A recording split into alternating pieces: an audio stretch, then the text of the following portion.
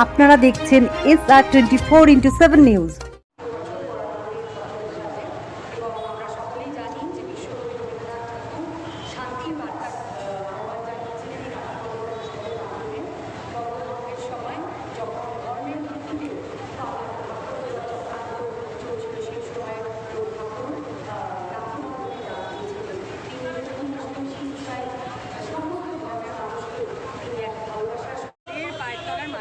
তাদের ভোট নেই, তাদের নেতা নেই, তাদের কর্মী নেই, তাদের পাশে মানুষ নেই, তাদের শুধু এই কটাক্ষই আছে।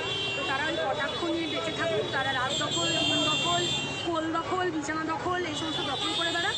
আর আমরা মমতা বন্দ্যোপাধ্যায়ের সমস্ত প্রকল্প মানুষের মধ্যে আমরা ছড়িয়ে দিই, মানুষকে উপকৃত করার জন্য মানুষের পাশে দাঁড়াই। আজ রাখি বন্ধন উৎসব আপনাদের সকলকে, এই দর্শকদের, এই চ্যানেলের দর্শকদের সবাইকে রাখি বন্ধন উৎসবের অনেক শুভেচ্ছা। আসুন আমরা অশান্তি বাকিদের মতো না ছড়িয়ে শান্তির বার্তা দিই, সম্প্রীতির, ভালোবাসার, ঐক্যের বার্তা দিয়ে রাখি বন্ধন উৎসব একে অপরের সাথে উদযাপন করি। 1 নম্বর তকমাটাকে ধরে রাখতে হবে, সেটাই হচ্ছে সবথেকে বড় কথা। যেটা এক মডেল ওয়ার্ড যেটা বলে, যে ওয়ার্ডের মধ্যে সব কিছু আছে সেটা ধরে রাখতে পেরেছি 2016 থেকে আজ পর্যন্ত, মানে 15তে এসেছি, 1 বছর তো টাইম দিতে হবে। সেটা আমার কাছে খুব গর্বের যে আমার ছোট পরিবার, সুখী পরিবার, আমার সুন্দরভাবে আমার ওয়ার্ডটা সাজাতে অনেক কাঠখড় পোড়াতে হয়েছে। আমাদের অনেক বড়নগর পৌরসভা প্রচুর সাহায্য করেছে। আপনারা জানেন যে 34 বছর বড়নগর পৌরসভাকে পুরো ডুবিয়ে দিয়ে চলে গেছিলো বামফ্রন্ট সরকার। সেখান থেকে আমাদের মাননীয়া যিনি এসছেন, আমাদের অপর্ণা মৌলিক, তিনবারের 15 বছরে তিনি চেয়ারম্যান রয়েছে। আস্তে আস্তে বা তার সাথে যারা আছেন, আমাদের ভাইস চেয়ারম্যান সহ সিআইসি যারা আছেন, পৌরসভার কাঠামো যারা, তারা সেভাবে সাহায্য করেছে বলে আজকে আমার ওয়ার্ড এবং আমাদের ওয়ার্ডের কাজ বেশি করেছি, সাজাতে পেরেছি। প্রত্যেকটা ওয়ার্ডই সুন্দর করে সেজে উঠছে।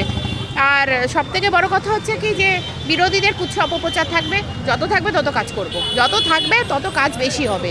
ওরা বললেও কাজ করব, না বললেও কাজ করব। আমি তো এখানে বসে চ্যালেঞ্জ করলাম যে আসুন না, কি হয়নি বলে যান। 12 নম্বর ওয়ার্ডের তরফ থেকে আমি বলছি। তো সে মানুষের সাথে নিবিড় যোগাযোগ, আর প্রোগ্রামটা আমি সবসময় আন্তরিকভাবে করি।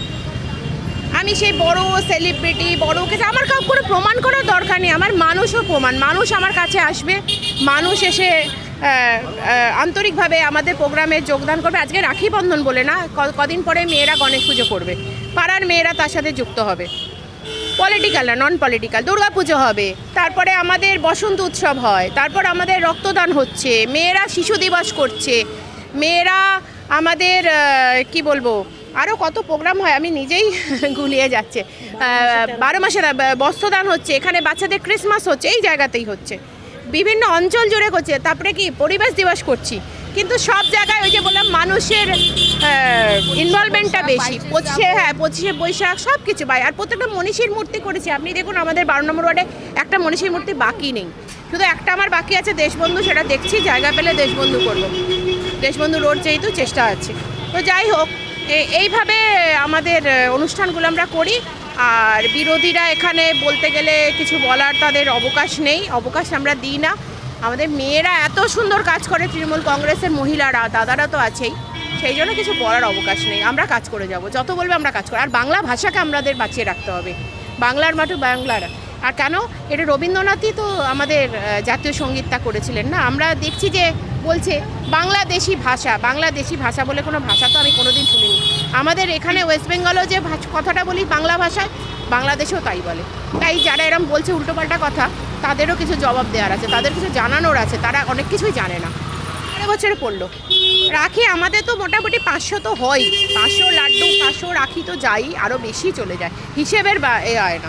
এই রাখি শেষ হয়ে যাচ্ছে, আবার এই পাশেই মার্কেট কিনে নিচ্ছি, লাড্ডু কিনছি। এই চিতাতে 12 নম্বর ওয়ার্ডে পৌরমাতা।